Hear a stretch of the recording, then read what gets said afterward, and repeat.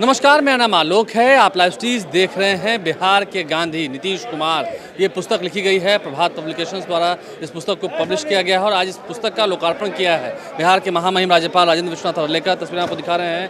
महामहिम है राजेंद्र विश्वनाथ अर्लेकर, उनके साथ इसके अलावा उनके साथ बिहार के उप मुख्यमंत्री सम्राट चौधरी हैं। आपको बता दें, ये पुस्तक लिखा है बिहार के ग्रामीण कार्य मंत्री अशोक चौधरी और उनकी बिटिया, जो कि समस्तीपुर से सांसद हैं, शांभवी चौधरी ने। ये पुस्तक अशोक चौधरी और शांभवी चौधरी द्वारा लिखी गई है। बिहार के गांधी नीतीश कुमार, ये पुस्तक लिखी गई है और प्रभात पब्लिकेशंस द्वारा इस पुस्तक को प्रकाशित किया गया, जिसका लोकार्पण हुआ। तमाम तस्वीरें आपको दिखा रहे हैं। लेकिन नीतीश कुमार असल में हैं क्या चीज़? नीतीश कुमार बिहार के मुख्यमंत्री हैं, बहुत संघर्ष किया उन्होंने। अब नीतीश कुमार को लेकर तमाम जो बातें हैं, जो बड़ी बातें हैं, वो बता रहे हैं बिहार के महामहिम राज्यपाल राजेंद्र विश्वनाथ अर्लेकर। क्या कुछ वो कह रहे हैं, अशोक चौधरी क्या कह रहे हैं, सम्राट चौधरी ने क्या कहा है, नंदकिशोर यादव ने क्या कहा है, बड़ी बड़ी बात बताई है। उन तमाम बातों को हम आप तक पहुंचा रहे हैं। सुप्रसिद्ध गायक जो हैं उदित नारायण, जो कि पद्म भूषण से सम्मानित हैं, वो पहुंचे थे। अरुण गोविल पहुंचे थे, जो कि रामायण सीरियल में राम जी के चरित्र का वर्णन कर रहे थे, उस किरदार में थे। सभी ने क्या कहा है नीतीश कुमार को लेकर। इस किताब का जब लोकार्पण हुआ है, वो तस्वीरें हमने आपको दिखाई हैं। सभी ने नीतीश कुमार को लेकर क्या कहा है, हम आपको सुनाते हैं। परंतु केवल ये पुस्तक विमोचन नहीं, माननीय नीतीश जी को मैं पिछले 1 वर्ष से बहुत ही नजदीकी से देख रहा हूं। मेरा जब यहां आना हुआ, मेरी नियुक्ति हो गई कि मुझे बिहार में जाना है। उस समय मैं हिमाचल में था, तो शिमला में मैं मेरे कुछ घरगुती अपने एक घरेलू कार्यक्रम के लिए, मेरे बेटे की शादी थी, इसलिए मैं गोवा में गया था। वहीं मुझे राष्ट्रपति भवन से खबर मिली कि आपको बिहार में राज्यपाल करके जाना है, बिहार में जाना है। इसको सुनते ही मेरे मन में बहुत सारे विचार आने लगे। आप हंसते हैं, मेरी अवस्था क्या हुई होगी आप पता करते। और वहां मुख्यमंत्री नीतीश जी हैं, दोनों के बारे में मैंने सुना था कि ठीक है अभी जाना तो है ही। तो मैंने मेरा यहाँ आने का कार्यक्रम बनाया और जैसे ही मैंने कार्यक्रम बनाया कि मैंने कहा कि मैं फलाना तारीख को आ रहा हूं, तो मुझे माननीय मुख्यमंत्री जी से वापस मैसेज आ गया, अब एक दिन और दूसरे दिन आ जाइए, उस दिन मत आइए। तो मैंने सोचा क्या भैया ऐसे क्या बात है। उनकी उस समय एक यात्रा चल रही थी और उस यात्रा में वो सम्मिलित थे। उन्होंने मुझसे फोन पर बात की और मुझे उन्होंने सूचना की कि ठीक है आप एक दिन के लिए आप बढ़ाइए। मैंने कहा ठीक है, आपकी जैसी इच्छा। मेरा पहला ही अनुभव ऐसा था, तो मुझे पता नहीं आने वाले समय में क्या होगा। तो दूसरे दिन आ गया, शपथ विधि वगैरह सब कुछ हो गया, शपथ ग्रहण। और मुझे आपको मैं बताते हुए बहुत ही खुशी हो रही है। बिहार के बारे में मेरी जो संभावनाएं, विचार था, मेरे मन में कुछ जो एक आ रहा था वो, और अपने यहाँ के मुख्यमंत्री के बारे में भी जो मैंने सुना था, पढ़ा था, इन दोनों भ्रमों को मैं दूर करने में सफल रहा। बिहार के बारे में एक परसेप्शन है, वैसे ही मुख्यमंत्री के बारे में भी था कि मुख्यमंत्री है वो समाजवादी नेता है, जयप्रकाश नारायण जी के साथ उनका आंदोलन था वगैरह। वैसे तो उस समय के आंदोलन में मैं भी जेल में था गोवा में, परंतु यहाँ आने के बाद देखा कि इतने बड़े बुजुर्ग नेता हैं, इनके सामने मैं कैसे टिक पाऊंगा। परंतु जैसे ही उन्होंने, नीतीश जी ने मेरा स्वागत हवाई अड्डे पर किया और बहुत ही अच्छे ढंग से स्वागत किया, मुझे लगा बात कुछ बनने वाली है, बनेगी बात। यहाँ आया, उसी दिन शाम को शपथ ग्रहण हो गया और दूसरे दिन से हमारा मिलना जुलना हो गया। नीतीश जी का स्वभाव एक है कि वो सामने वाले व्यक्ति को आश्वस्त करते हैं, आप चिंता मत करिए, मैं हूं आपके साथ। पिछले 1 वर्ष के लिए मेरी यही पूंजी है कि नीतीश जी ने मुझे जो आश्वस्त किया कि आप यहां आइए, डरिए मत, मैं हूं आपके साथ। और इसके अनेक सारे उदाहरण आने वाले समय में मुझे मिलने वाले थे, बहुत सारे उदाहरण मिलने वाले थे। और इन सब का मैंने जैसे जैसे आपको बताऊंगा, सभी बताने का अभी समय तो है नहीं, परंतु मैंने यहाँ आने के बाद जैसे बताया गया कि मैं कुलाधिपति हूँ यहाँ के विश्वविद्यालयों का, तो विश्वविद्यालय में यहाँ काम, इसके बारे में पढ़ा सुना, बहुत कुछ तो था ही, बहुत बुरी भली बातें मैंने सुनी थी, परंतु इसको कुछ करने की आवश्यकता है। मुख्यमंत्री जी ने पहले ही बैठक में, उनकी और मेरी जो बैठक हुई, 1 to 1 जो मिलना हुआ, उसने उस बैठक में उन्होंने मुझे आश्वस्त किया कि मैं जानता हूं आप राष्ट्रीय शिक्षा नीति को यहां लागू करने का सोच रहे हैं। मैंने यहाँ के अधिकारियों से के साथ मेरी बात हो गई थी, शिक्षा के अधिकारियों के। उन्होंने कहा कि मैं बाहर अभी कुछ नहीं बोलूंगा, परंतु आप जो कर रहे हैं बिहार के लिए बहुत ही आवश्यक है, कर लीजिए, मैं आपके साथ हूं। इसी के बलबूते मैंने आगे कदम बढ़ाए और बिहार की शिक्षा को कुछ करने का प्रयास कर दिया। इसमें मेरा योगदान बहुत बड़ा है ऐसा नहीं, लेकिन आपके पीछे कोई एक शक्ति या ताकत खड़ी रहती है, तब आपको आगे जाने में कोई समस्या नहीं आती, कोई दिक्कत नहीं आती। ऐसे नीतीश जी हैं, और नीतीश जी ने मुझे बहुत बार ऐसे अनेक आश्वासन दिए और करके दिखाए हैं। नीतीश जी का वर्णन यहाँ करते से मुझे लगता है शांभवी जी ने कहा, विकास पुरुष है, और सही में ऐसे ही है वो। उनके अगर आप यहाँ काम देखेंगे तो कामों में उनकी लगन कैसी है, क्या सोचते हैं कामों के बारे में। जब पिछले कुछ दिनों में यहाँ के बहुत सारे पुल गिरने की यहाँ समाचार आ रहे थे, मुझे भी बहुत पीड़ा हो रही थी। मैंने माननीय मुख्यमंत्री जी से फोन पर बात की, मुख्यमंत्री जी ये क्या हो रहा है।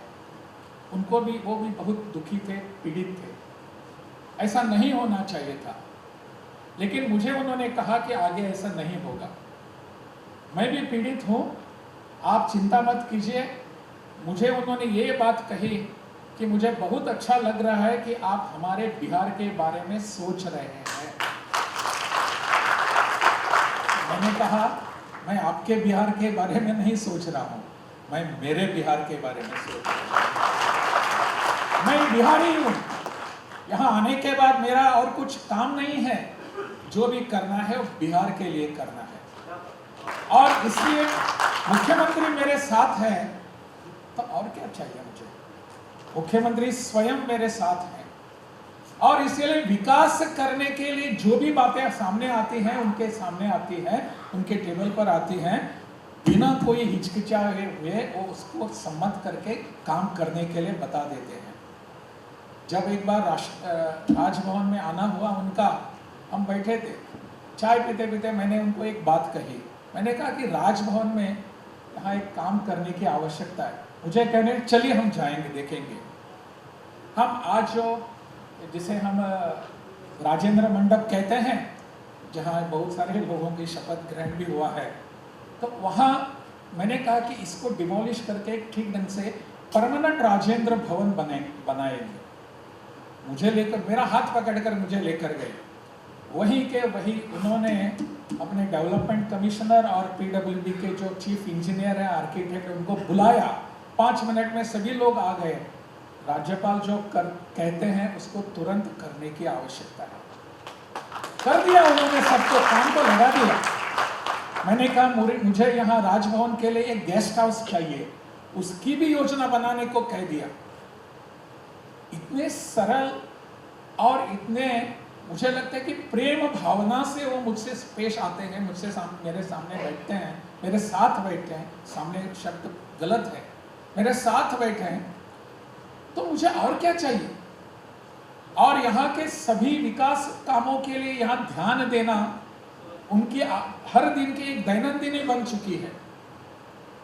मुझे तो उनका और एक गुण बहुत ही भाता है।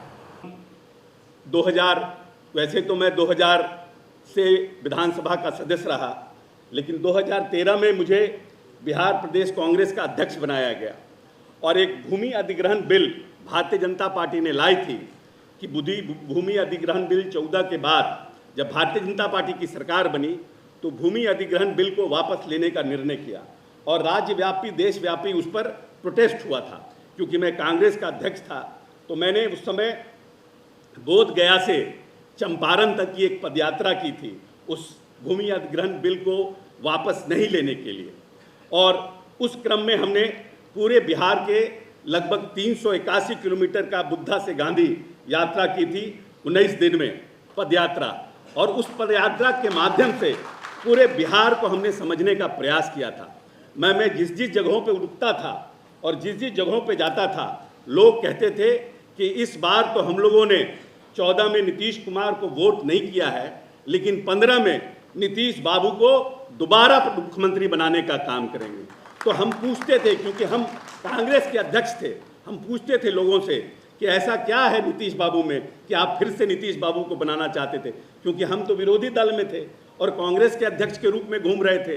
वो बोले कि उस आदमी ने बहुत काम किया है और बहुत नज़दीक से उन 18 दिनों में नीतीश जी को हमें जानने का मौका मिला।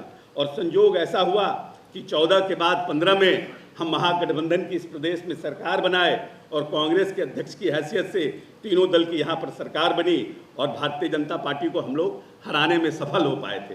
परंतु जब नीतीश जी के साथ हमें काम करने का मौका मिला तो नीतीश जी को बहुत नज़दीक से हमने देखने का काम किया। हम जब 14 में अध्यक्ष थे, हम नीतीश जी के पास गए थे तो एक यहाँ पर बिहटा के पास भूमि अधिग्रहण हुआ था और उसमें बहुत से किसान ऐसे थे जिनको मुआवजा नहीं मिला था। उनका एक डेलीगेशन आया था माननीय नेता से मिलने के लिए, तो भीड़ कमरे में ज़्यादा हो रही थी। तो माननीय नेता के कमरे में वुडन फ्लोरिंग है और उनका चपरासी जब भीड़ ज़्यादा हो गया तो एक गमला था जिसके ऊपर एक प्लास्टिक का वो रखा था और उसने खींच करके इसको साइड कर दिया। मुख्यमंत्री जी सबसे मिले, बात की, जब चले गए और उस समय विधानसभा का दौर था, ये 15 की विधानसभा के पहली की बात कर रहे हैं। जब सब लोग चले गए तो उन्होंने उस चपरासी को बुलाया और कहा कि अगर ऐसे खींचोगे तो फ्लोर पर दाग लग जाएगा, उठा के रखा करो, जब भी उसको उठा के रखा करो। कोई व्यक्ति प्रदेश का मुख्यमंत्री हो जो इतनी छोटी छोटी संवेदना के लिए भी कि सरकार का फ्लोर खराब ना हो जाए उसके प्रति भी इतना संवेदनशील है, वो व्यक्ति बिहार के प्रति कितना संवेदनशील होगा। हम यहाँ पर हमारे मित्र और डॉक्टर अजीत प्रधान बैठे हैं।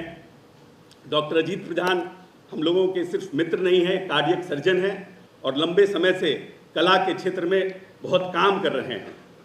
तो इन्होंने नीतीश जी के लिए कुछ बातें लिखी थी, हमने कुछ बातें उनसे चुरा ली है और उनसे आग्रह करके हमने चुरा ली है और कुछ बातों को हम अपनी तरफ से बोल रहे हैं। हमने लिखा है कि नीतीश कुमार मीरे कारवां हैं। मीरे कारवां क्यों हैं? कि नीतीश जी की रहनुमा में उस नस्ल से ताल्लुक़ रखते हैं जिनमें सादगी, शराफत, इंसानियत, तहजीबी नफासत के बेहतरीन नमूने देखने को मिलते हैं। सादा लिबास, धीमी रफ्तार, नर्म लबो लबाज, लबों पर हल्की सी मुस्कुराहट और दिलनसी अंदाज में अपने बातों को रखने का सलीका, चाहे वो सड़क पर हो या सदन में, ये दिल को छू देने वाला अंदाज माननीय नेता का हमेशा बरकरार रहता है। उनकी सियासत हमेशा ज़मीनी स्तर पर समाजी सरोकार से जुड़ी रहती है। आज तक नीतीश कुमार ने जो भी पॉलिसी बनाया इन 18 वर्ष के अपने कार्यकाल में, उन्होंने सबसे पहले उन योजनाओं का फ़ायदा कैसे सबसे निचले स्तर पर लोगों को मिले, इसकी सोच के साथ उस योजनाओं का निर्माण किया। शांभवी चौधरी जो इस किताब के लेखक हैं, नीतीश कुमार बिहार के गांधी कैसे दिखने लगे? उन्होंने तो देश आज़ाद कराया था, नीतीश कुमार ने क्या किया? देखिए, हमने अपने किताब में, जब आप किताब पढ़ेंगे तो आप देखेंगे कि उसमें हमने चर्चा की कि गांधी जी के प्रिंसिपल्स जो सोशल एक समानता का, सामाजिक न्याय का, सामाजिक समानता का जो गांधीयन प्रिंसिपल्स है, उसको बिहार में अपनी नीतियों से, राजनीतिक नीतियों से उन्होंने कैसे अडॉप्ट किया है। और बिहार का समाज है, बिहार का जो 18 वर्ष का बदलाव का जर्नी रहा है, जो सफ़र है 18 साल का, वो बिहार ने कैसे तय किया है और उनकी नीतियों से, वो महिलाओं का अधिकार हो, वो शराबबंदी हो, वो इक्वालिटी हो, सोशल जस्टिस हो, ऐसे कई तरीके से उनकी छोटी छोटी नीतियाँ भी बड़ा बड़ा समाज में सुधार किए हैं, उसके बारे में हमने इस किताब में चर्चा की आप है। अभी जिक्र कर रही थी कि आपका जब जन्म हुआ था, जब आप बच्ची थी तो जंगल राज, क्या जब हमारा जन्म हुआ था तब बिहार में जंगल, और अब ये बात सच क्या था है, क्या था उस वक्त जंगल रास्ता? जंगल राज था। और अब क्या दिख रहा है, बदलाव दिख रहा अब जनता का राज है, जनता मालिक है, जनता चुनती है, जनता जिनको जिताती है वो नीतियाँ बनाते हैं, और हम मानते हैं कि ये हमारा सौभाग्य है कि बार बार जनता एनडीए की सरकार को चुनती है। है? लगता है कि अगले साल चुनाव है 25 में नीतीश कुमार ही लौटेंगे? बिल्कुल, एनडीए की सरकार मजबूती से आएगी, और जिस तरह का हमारा प्रदर्शन रहा है लोकसभा में, उससे भी बेहतर प्रदर्शन हमारा विधानसभा में होगा। एक आखिरी सवाल है, अभिनंदन किशोर यादव विधानसभा अध्यक्ष थे और महामहिम राज्यपाल, ये दोनों ही संवैधानिक पद पर हैं। उन्होंने भी नीतीश कुमार की खूब प्रशंसा की है, बताया है कि उन्होंने कभी किसी को अपना दुश्मन नहीं माना है, व्यक्तिगत दुश्मन नहीं माना। आपको लगता है कि यही उनकी कमाई है जो खुद राज्यपाल कह रहे हैं और विधानसभा जी बिल्कुल, और उन्होंने ये बात भी कहा था कि कोई भी कभी भी व्यक्तिगत उंगली हमारे मुख्यमंत्री जी पे नहीं उठा सकते, ये उनकी कमाई है। और राजनीति में रहकर इतना बड़ा अचीवमेंट पाना, हम मानते हैं कि राजनीति में विचारधारा की आलोचना होती है, लोग एक दूसरे के दुश्मन नहीं होते हैं, और अगर कोई राजनेता है जो सही मायने में ये धरती पर उतारे तो वो हमारे मुख्यमंत्री जी हैं। अपने पिताजी से भी यही सीखती हैं, वो बताते हैं कुछ? बिल्कुल, और उस समय से कई, इस किताब में कई सारी चीज़ें हैं जब तब हुई थी जब हम बहुत छोटे थे, तो ऑब्वियसली उसका इनकॉर्पोरेशन मेरे फादर का है, वो मेरे पिताजी उस पार्ट को लिखे हैं, और जो पार्ट फैक्चुअल है, जो पार्ट नीतियों के बारे में है, हमने 2020 के चुनाव में ब्लॉग्स भी लिखा था, उस ब्लॉग्स में हमने 7 निश्चय के बारे में बात की थी, एक एक निश्चय पे कितना कितना काम हुआ है, कैसे कैसे काम हुआ, उसको हमने लिखने का काम किया था, और वो आज उस किताब में है। आप कहेंगे कैमरा पर कि हाँ पढ़ें ज़रूर किताब को? हाँ बिल्कुल, आप लोग किताब को पढ़ें और अपना फीडबैक ज़रूर छोड़िएगा लाइव सिटीज़ के कमेंट सेक्शन पर, क्योंकि हम पढ़ेंगे इसका कमेंट सेक्शन, और हमको ज़रूर बताएगा कि आपको किताब कैसा लगा। तो सभी की पूरी बात हमने आपको सुनवाई है। देखिए, यही कुछ पुस्तक की तस्वीरें हैं, प्रभात प्रकाशन के द्वारा पब्लिश की गई है। The Gandhian statesman of Bihar Nitish Kumar, Bihar के गांधी नीतीश कुमार, यही पुस्तक है जिसका लोकार्पण किया गया है। तो नीतीश कुमार को लेकर क्या कुछ बातें बताई हैं सभी ने, हमने आपको सुनवाया है। आप लाइव स्ट्रीम से बने हैं, हमारे चैनल को सब्सक्राइब कर लें। अशोक चौधरी, शांभवी चौधरी, खुद बिहार के महामहिम राज्यपाल राजेंद्र विश्वनाथ अर्लेकर ने क्या कहा हमने आपको सुनवाया है। हमारे चैनल को सब्सक्राइब कर लें, साथ साथ फेसबुक पेज भी लाइक करें। धन्यवाद।